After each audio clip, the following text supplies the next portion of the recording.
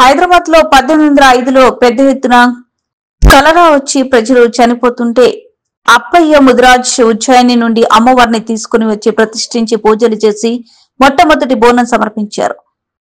ఆ చావులు ఆకాలాన్ని కోరుకున్న మహనీయుడు ఆయన వారి 7వ తరం ఇప్పుడు బోనాల పండుగ ఘనంగా నిర్వహిస్తున్నారు. హైదరాబాద్ లో గోల్కొండతో మొదలై లాల్ దర్వాజాతో బోనాల పండుగ ముగుస్తుంది.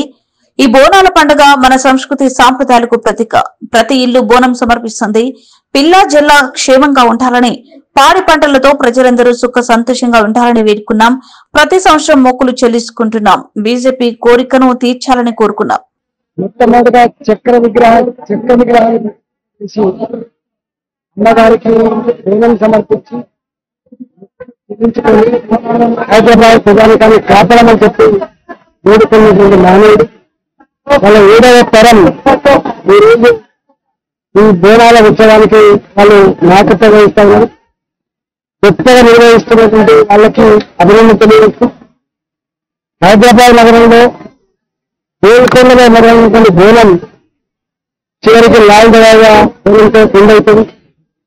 ఈ బోనాల పరంపర మన సంస్కృతి సాంప్రదాయం మన విశ్వాసం చూపించడమే కాకుండా ప్రతి ఇల్లు కూడా అమ్మవారికి బోనం సమర్పించి పిల్ల జిల్లా అందరూ చల్లగా ఉండాలని, మంచి వర్షాలతో పాడి పంటలతో మా ప్రజలు సుఖంగా జీవించే భాగ్యం కలగాలని చెప్పి వారిని వేడుకోవడం జరిగింది.